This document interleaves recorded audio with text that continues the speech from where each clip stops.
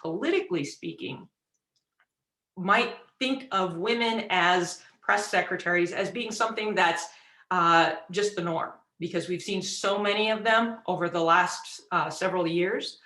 But in reality, there haven't been very many women as press secretary. Dee Dee Myers was the first one in 1993. The second didn't actually come into the position until 2007. Barack Obama didn't have any female press secretaries, but notably Donald Trump did have 3 female press secretaries. And Joe Biden has his press secretary. Jen Psaki is obviously female as well. So there's this interesting notion that a lot of students have right now that this is a female-dominated role when it really actually isn't and hasn't been historically. But it is an opportunity for women in the White House, because on the one hand, information is power. And if information is power, the information giver or the gatekeeper of that information is seen as a powerful person. And that is the press secretary. The press secretary is someone who gives out, is sort of the control for what the press actually gets to hear directly from the White House. So being that spokesperson is a position of power and authority that women haven't often had, and actually does give women a national platform that's a little different than they'd had previously.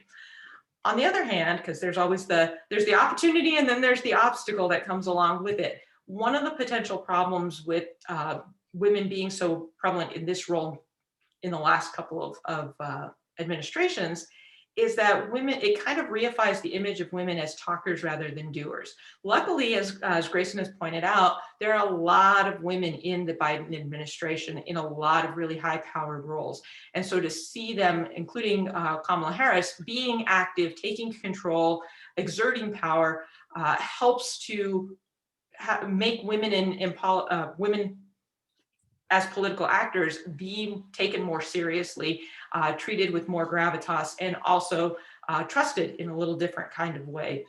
But when you're talking about the press secretary, particularly since there were some difficulties in terms of, and questions about the veracity of some of the information that was shared by Donald Trump's press secretaries, it kind of undercut some of the credibility of the role.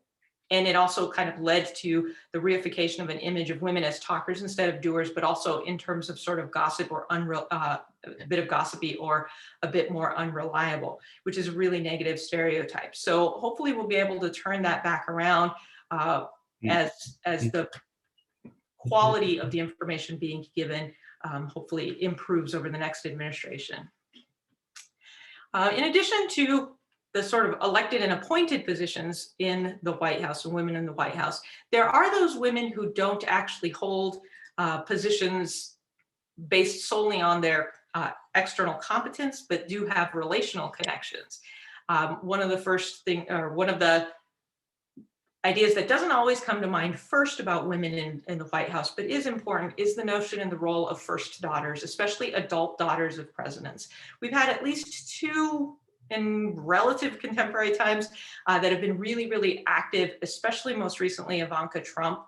But Julie Nixon was also an adult first daughter of a president who was very vocal, spoke out on behalf of her father, and campaigned on behalf of her father, and also advocated within the White House for things like children's issues, for elder care, and for other topics that are still in the realm of what is usually traditionally called female topics, but still was very, apparently, according to a lot of history, oral history, had her father's ear and could actually influence his decision-making significantly.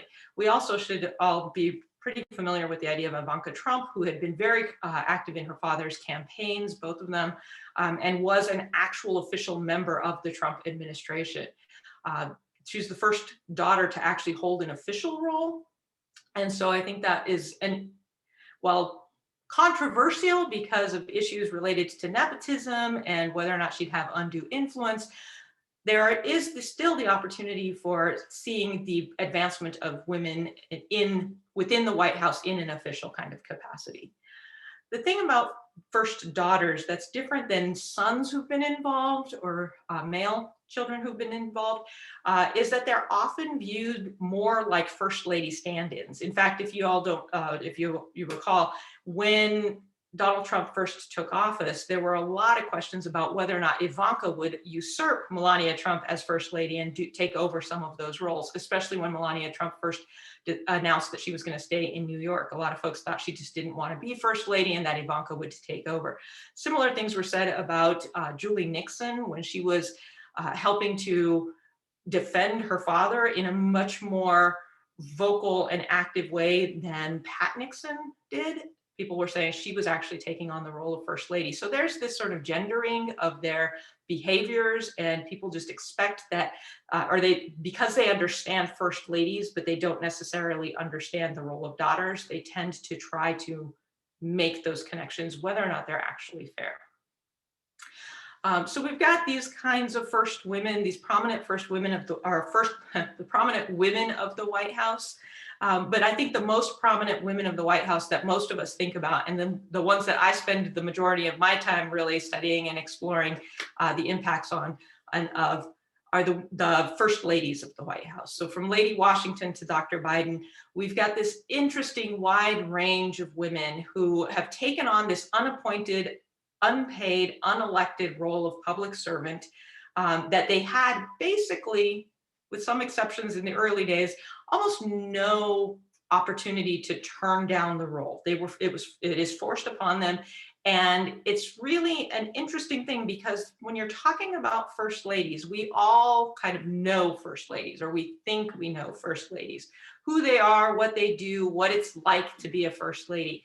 But it's really a very, very challenging situation to be placed in. Because first of all, you're thrust into this limelight, and you're thrust into this position with no ability to actually say no, right? Especially for contemporary first ladies.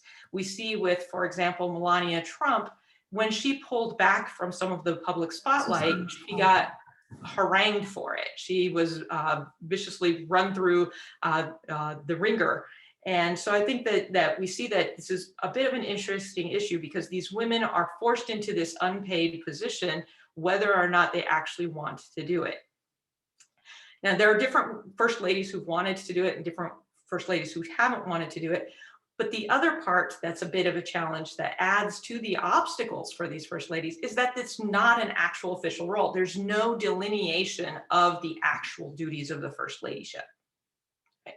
So instead of, like the president has constitutionally defined things that he or she has to do. The vice president has a constitutionally defined role. The first lady isn't an actual official position in that kind of a way. And so there are no delineated roles, but there are a lot of expectations. Most of these expectations are deeply entrenched within social structures and social expectations that are highly reliant upon very conventional gender expectations and norms.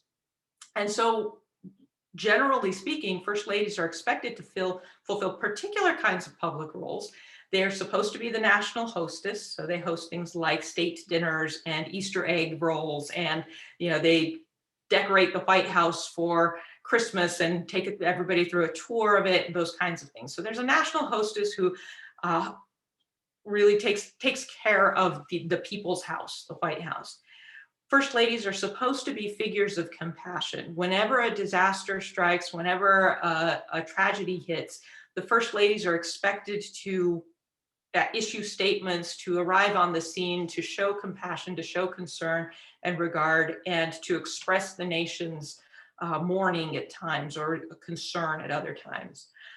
First ladies also act as public social advocates. This is a relatively, I don't want to say new expectation because the women have been doing this for a very long time. In fact, we slide down to this next show, you can see that their publicly active advocacy platforms have been going on since Martha Washington. And you've had a variety of women doing a variety of things. But as really active, tracked by the media and expected to actually perform this kind of social advocacy platform. We've really been seeing that primarily since around the time of Jacqueline Kennedy. Um, so Jacqueline Kennedy was really, when she started doing the White House restoration, the arts initiatives, that really started a little bit more of a public perspective on the advocacy. Martha Washington tried to promote aid for Revolutionary War veterans, and Abigail Adams promoted women's rights, but they didn't do it in an active kind of platform sort of based way. They didn't go out on tour. They didn't have, give press interviews or things like that. They did it more sort of behind the scenes, whereas our contemporary first ladies have these campaigns that have their own slogans, like Nancy Reagan, just say no, Michelle Obama, let's move, Melania Trump, be best. And so those kinds of advocacy platforms are interesting for a couple of reasons. One, because what we're asking these women to do is to be public social advocates, and yet we don't necessarily, but we confine and constrain what they can advocate for. For example, almost all of these topics that the women have covered or do promote tend to fall in the realm of what is often called feminine political topics. These are topics of compassion, topics more related to home and family. And so you notice almost none of them, with the exception possibly of Helen Taft, that almost none of them really move into the realm of economics or labor, right? That's where Helen Taft kind of comes as the exception. They tend to be more what would conventionally or customarily be considered more of women's work, or women's concerns and issues. And there's a really long history of that constraining factor, but we can get into that in the discussion a little bit more. But the idea is that these women are expected to be very active, and if they don't meet standards of activity, then they get chastised for it, and that's a bit problematic. And more than just a bit, that's a bit of an understatement on my part. First ladies are also expected to be fashion icons, or at the very least, be fashionable. And so there are some issues that come with that. And really, that actually started along with Martha Washington as well. When Martha Washington first came to New York, which was where the seat of government was at that time, she arrived, and they made such a big deal about the fact that her attire was all American made, with American designers. And so she became the fashion icon in that moment. Of course, most folks were wearing fashions from France. And so the second first lady started an active, Abigail Adams, she started an active campaign against French fashion. So that became kind of an interesting idea. So she bucked the trends, but was trying to do so to advocate for American goods and Americanism. What you can notice, though, through all of these four kind of particular roles is that the overarching perspective on what a first lady's supposed to do often tends to be about being a feminine role model, a role model for the women of America. In fact, some people have called the first lady the intended embodiment of American womanhood. Now, there are a lot of problems with that, and we can certainly get into the conversation in the conversation portion. But one of the biggest problems is there is no one American womanhood. As we know, there are lots of different ways in which women approach womanhood in America. And so trying to embody this ideal usually means that the women are oftentimes stepping backwards into more conventional and conservative roles, and a lot less forward stepping, even if they're trying to be more about advocating for advancement of women. Oftentimes the restrictions on the role itself cause them some problems, because it's hard to be a role model to everyone when everybody is so diverse, and it's hard to really encapsulate that for an audience as large as the US. We do see some shifts, though, over time in the feminine role modeling, women being more active, the idea of moving into like working women, working mothers, motherhood. We see, for example, Jill Biden now as the first lady to retain a full-time position outside of the White House. That is certainly an advancement, but it's also interesting to note how sort of behind the times the first ladyship is on that role modeling, because she's doing that now in 2021. And everybody's making such a big deal about how earth-shatteringly great that is. And it is. It really is important that she's doing that. But women have been a part of the workforce for a lot longer than the last 3 months, right?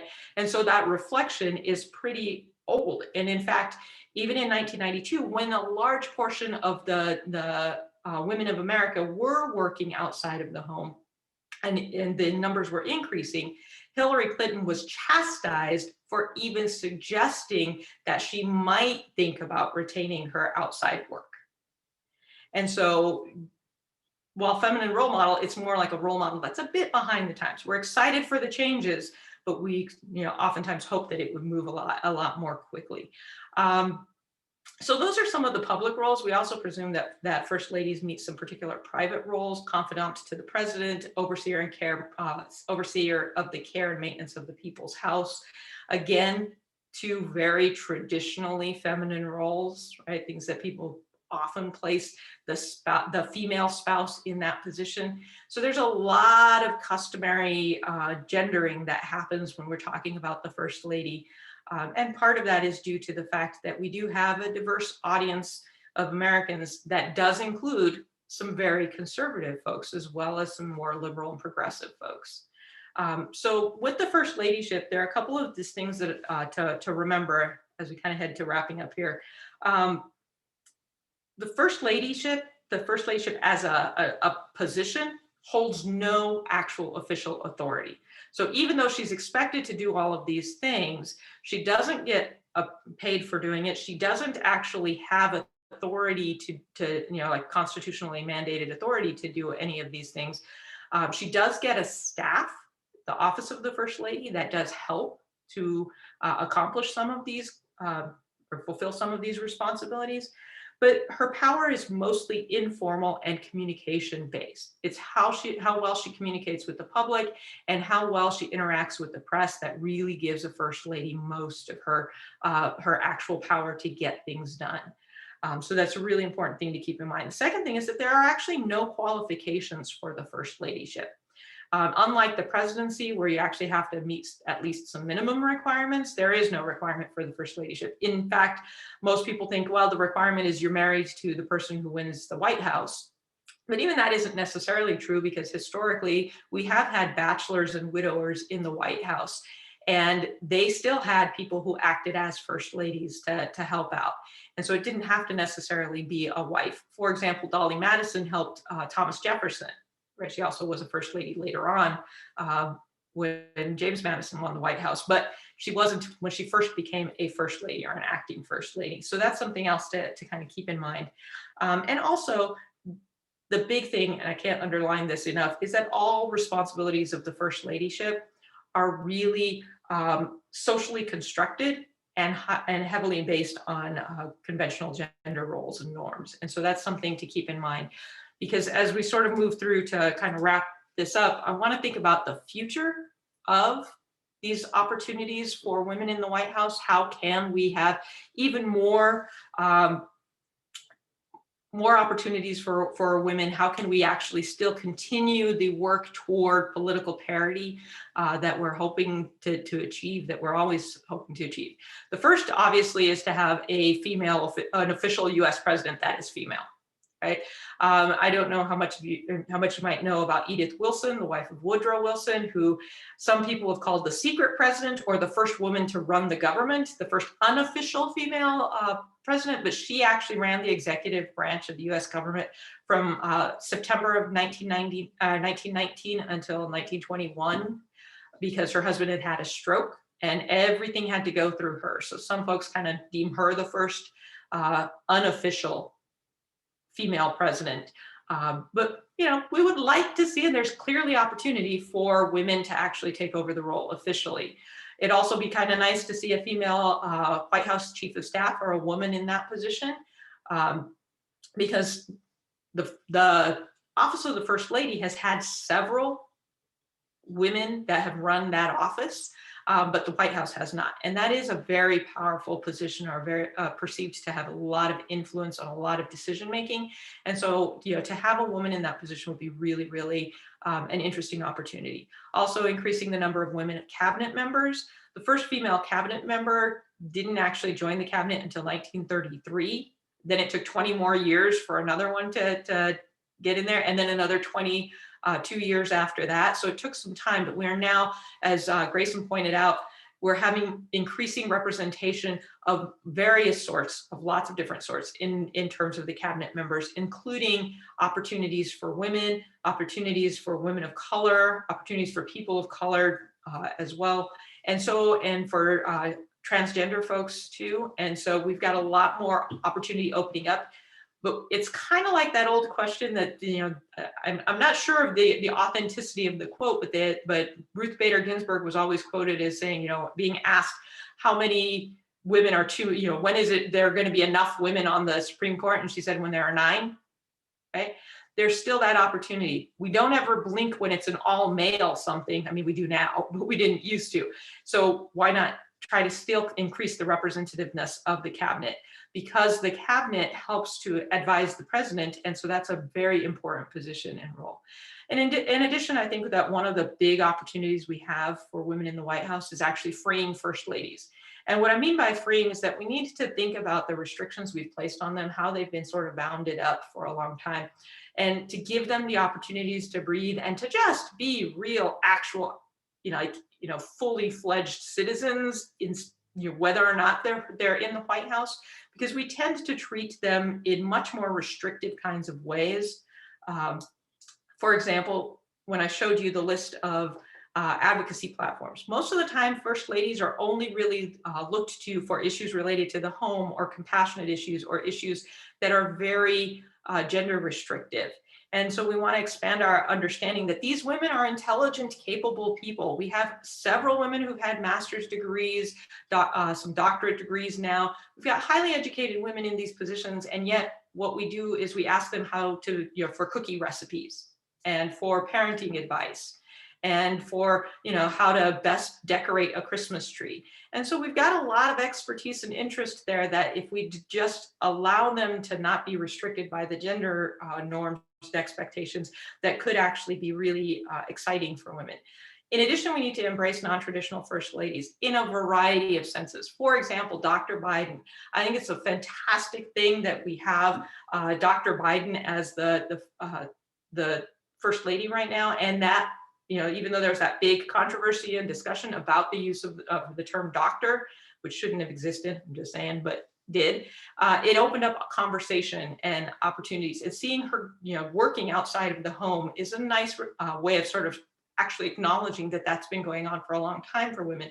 But we also need to understand that sometimes these women should have the opportunity, and the men that will come inevitably in that position too, should have the opportunity to not actually have to be all of these things in this role.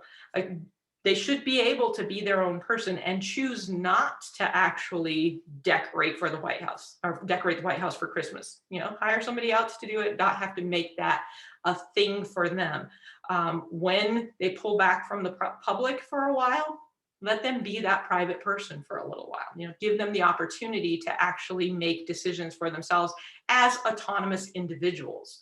And then also understanding that presidential spouses are unique individuals with distinct backgrounds. So when we're comparing and contrasting them, or we're evaluating the work that they're doing, we need to take into consideration that some of them have more and less experience as in the public eye, as public speakers, as public advocates.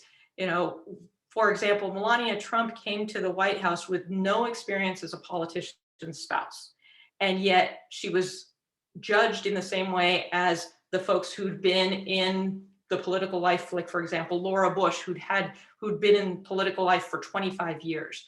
That kind of experience is different. It takes time for people to learn how to balance out these expectations, how to hire the staff, how to evaluate their staff. And so we need to make sure that we're understanding and giving fair assessments that are based not just on what we want from a first lady, socially and collectively, but also what those individuals coming to the table actually bring with them. So with that, I think it's a good time to actually open up for some conversation and some questions. I know Grayson's got a couple, and then we can open it up for everybody else.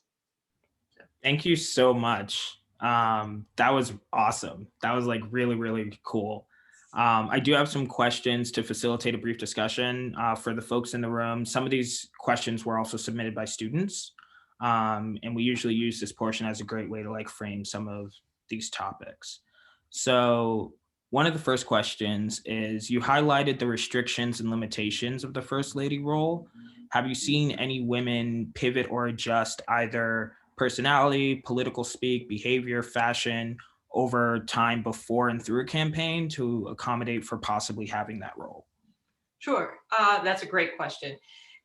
There are oftentimes women who do kind of make interesting pivots. It doesn't mean that they're shifting their entire personality, but they do make adaptations. And I'll give you one example that I think might be slightly surprising to most folks, although if you're paying attention to the 2008 campaign, it probably isn't too terribly surprising, and that's Michelle Obama. Michelle Obama was always a very, she always was a very team-based partner with Barack Obama. They always presented themselves as sort of co-equal partners within their relationship. She wasn't always supportive of him running for president. I don't think that's any surprise to most folks who are paying attention. She was a bit hesitant. In fact, she demanded a lot of background information and planning before she would sign off on actually saying, yeah, let's do this. But one of the things about Michelle Obama was she started off really embodying a lot more of a modern first lady. She was, until Jill Biden now, she was considered the most well-educated first lady because she'd had Ivy League degrees. She'd had 2 Ivy League degrees. She had her JD. She had started out by mentioning fairly frequently her professional life. She'd do it wrapped in stories of family, but she did mention her professional life. But then early on in the primaries, she got some pushback and some criticism.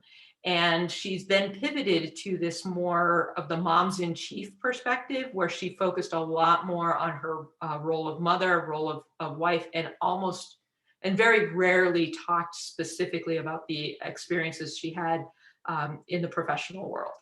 And so what she had done was pivoted to really be, even though she was kind of cast as or framed as a working mother, she wasn't really working anymore, and she focused more on the mother and wife roles. And I think she did that for a couple of very strategic reasons. One, because as the first African-American woman in that position, even as a nominee's spouse, she had to find ways to bridge perceived differences and to accentuate shared experiences with a wider swath of the American public, including conservatives who had been very, very viciously at times critical of her.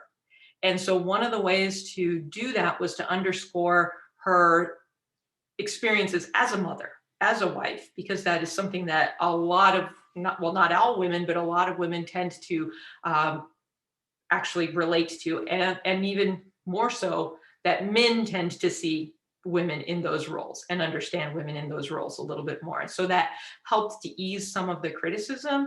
And it also gave her a different kind of voice and attracted a lot more attention. And so I think that was a very strategic way in which she changed her messaging. It didn't mean that she was changing her, I don't think it changed the sincerity of what she was saying or her overall message. She still advocated for women's ability to make different choices with their lives. But she did get heard more. She was slightly less criticized. She won over a lot more audience members with that kind of perspective, which is very traditional. Does it kind of get at what you're asking? Yeah, that was awesome. Thank you. Another student asked, so we have Dr. Biden keeping her full-time job, and now we have Vice President Harris in office, and we have a second gentleman. So do you have any theories or thoughts on what this could mean for gender representation in our country over the next 4 years? Yeah, I think it's got a lot of positive potential. In particular, I've been really fascinated with the vice presidency and the second gentleman in particular, because there's so much to unpack here. You've got, like you said, Jill Biden and her full-time job, and that is certainly opening up opportunities for folks to really talk about women in the workforce. The other day, Jill Biden, her own personal narratives about pay inequity is something that she can bring to the table, and that her continuing to stay in that position gives her even more credibility in terms of that conversation.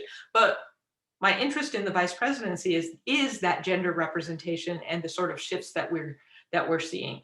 We're now seeing the male being the supportive spouse. And I have to say, so far, I've been quite impressed with what Doug Emhoff's been doing as the second gentleman, because he has really taken on that secondary position, as opposed to, for example, Bill Clinton, who had some issues when he was the spouse of the nominee in 2016, and yet he still kept dominating the conversation. He kept trying to draw the attention to his accomplishments in weird kinds of ways. Doug Emhoff is actually doing those ceremonial things that the wife has usually done.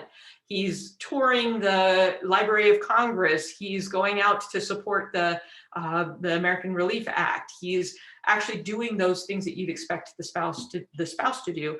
And it's really an interesting visual to see that, him in his suit being the second character. And I think that really is a good way to demonstrate how supportive this isn't gendered and shouldn't be gendered, right? And giving your spouse the latitude to be assertive and aggressive and competent and successful is actually something that, men and women can do for the people that they are for the people that they love, for the people that they support. And so I really think that is a very positive potential, both in visual and also in just sort of the conversations that people have around that. So the role modeling of a different kind of view of masculinity, I think, is really positive going on with the vice presidency and the second gentleman. And that has a lot of potential, especially considering the less positive perspectives on masculinity that we've been getting for a while, that this is sort of a refreshing change for those of us who want to see a little bit more openness and a little more parity politically and socially. Yeah. Thank you. This is the last of our small discussion questions, and then we're going to dig into these awesome questions in the chat. So having a first lady in the White House isn't the only type of first ladies we have in our country. Can you speak a little bit about that relationship of having a first lady of the country and other first ladies, such as the wives of church leaders in the Black church? Sure. I think that's a great question. Because a lot of times when we say first lady, we just sort of assume and go straight to the spouse of the president. And that's not always what we mean. In fact, the term first lady, just a kind of quick side note on history, the term first lady wasn't actually the term used for the spouse of the president for quite some time. It wasn't until 1838, I think, the first time it showed up in print in reference to Martha Washington, calling her the first lady of the land. 1849, Zachary Taylor then also used it in a eulogy for Dolly Madison, but it wasn't until the 1860s that it became the term for the spouse of the president. Instead, we use terms like Mrs. President and the Presidentress to talk about the first lady. And so what we now call the first lady, which, again, a little side note, is an interesting idea, because if they're calling her Mrs. President, then that sort of indicates nobody was ever thinking that there'd be a female in that role. Right? Because the Mrs. would be the spouse, not the president. And so that was always a little bit kind of, historically makes some sense, but is a little bit of a thorn in the side, I should say. But when you talk about the term first lady, the term first lady is actually used culturally in lots of different kinds of places to really designate the female who is in the foremost social position within the structure. And so that really makes a lot of sense in places like, for example, predominantly Black churches, where the spouse of the preacher or reverend is someone who is seen as the socially foremost person. She's often the person who is doing a lot of the same things, though, if you really think about it, as the first lady is expected to do. She's kind of the hostess for the church, the sort of overall hostess. She's the person who is a point of compassion, a figure of compassion within that community. She is oftentimes an advocate for key, particularly family-oriented issues that are going on, but advocates for the social movements within that community as well. And I have this friend who is the first lady of her husband's church and has a group of friends called the First Ladies, who are all the spouses of the spouses of preachers and reverends of predominantly Black churches, and they call themselves the First Ladies Club. And that group, they also do a lot in terms of the fashion of the day, right? They actually are oftentimes most fashionable, or she's often complained about having to always look her best because she's role modeling for the community. And so there are a lot of parallels to it, but really it's because they're the foremost, so they're the woman in the foremost social position. And so there is that role modeling that does happen there too. So there are parallels, and I think it's a really interesting reminder that First Lady doesn't necessarily have to be governmental and presidential, but it does speak to a lot of the expectations that occur, or there are a lot of similar expectations that come along with that term wherever it's used. Some positive, but also in some ways a bit restrictive too. Thank you. Sure. So questions in the chat, I'm going to try to go in order of the ones I see. Anne asks, where would you place Eleanor Roosevelt in this continuum? Eleanor, sorry. Yeah, thanks, Anne. Eleanor Roosevelt is fascinating. She's probably one of, actually, I don't know, probably, I think she and Michelle Obama and then Jackie Kennedy are the three most researched first ladies, I think, throughout history, which speaks to Michelle Obama's popularity, really, because the others had decades ago. Eleanor Roosevelt was cutting edge in a lot of ways, and some people really point to her as being the first modern first lady because she was so active. Some folks talk about her having a full-time job too, because she did a lot of writing newspaper. She had a newspaper column that she actually made money off of. And even though that wasn't actually a full-time job, a lot of folks give her credit for holding down a job. But that was really something that she did when she wanted to do it. So it wasn't quite the same as having to show up for class, even if it's on Zoom, you're not having to have those deadlines. So Eleanor Roosevelt, she also did a couple of things. She represented her husband politically, which was rare for women at the time. But she's very, very active. She did break with some gender norms. She also promoted women in interesting ways, including, very critically, only speaking to female reporters. She would only give interviews to female reporters as a way of giving them the opportunity to actually have a scoop, have a story, to be able to really elbow their ways into the newsrooms a little bit more effectively. And so she was very conscientious about helping women and about also helping Black women in particular as well. She stood against racial inequality. She famously quit, I believe, as the Daughters of the American Revolution, because they would not allow a Black female performer to appear. And so it became really an interesting challenge for her, because she actually did risk a lot of sometimes her safety, but certainly her standing in the historic community then to do that. She also did some quirky things that were kind of fun and interesting. For example, she hosted a state dinner. So as the nation's hostess, she hosted a state dinner for the King of England. They had it at Hyde Park, and they had a cookout. So they had hot dogs and hamburgers. And this was the first time that anybody had done such a casual thing. And so even just breaking down some of the formality barriers were kind of interesting. So I think Eleanor Roosevelt, fascinating first lady. I think, in terms of a continuum, I say she's definitely more on the less conventional side of things.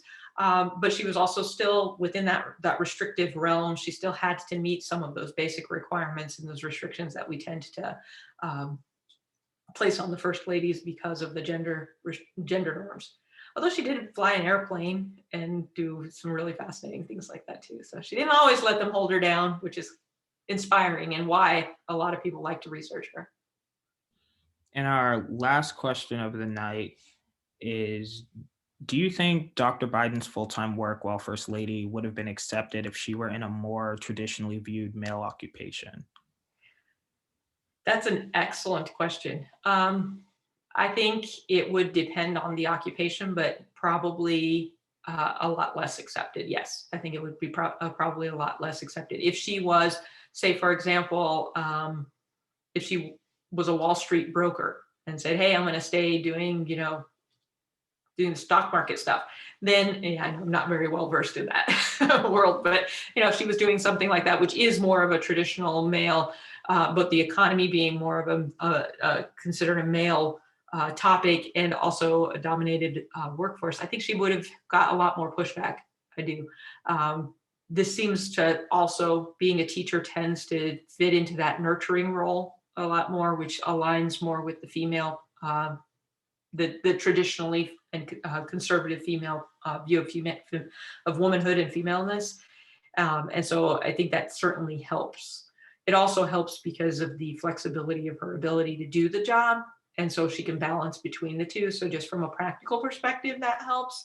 But yeah, I think that it was Linda there is astute in pointing out that it probably did help quite a bit, that in terms of the acceptance of it. We've had issues before. The last person to actually openly say she was not going to give up her job when her husband was running for president was Elizabeth Dole in 1996. And she was leading the American Red Cross. And there was a ton of pushback when she said that, which is still more of a sort of female role, although she was in the lead. So that was different. She's president of the Red Cross, I believe. And so when she did that, when she said that, people pushed back and they said, oh, conflicts of interest all over the place. How are we going to keep her safe? And they used all like the Secret Service having to be at her job and spreading, out the resources too thin. And they used a lot of the same kinds of arguments that are often used to sort of keep first ladies in a restricted kind of perspective. So in this particular case, it helped, oddly enough, that there was the pandemic. She didn't have to go into the classroom yet. And also that it is a feminine leaning job, or feminine dominant job. So, yeah. Thank you. Thank you, Dr. Vigil, for spending this time with us and giving us so much information. I know I learned a lot, and am even more excited that we were able to have you here with us tonight.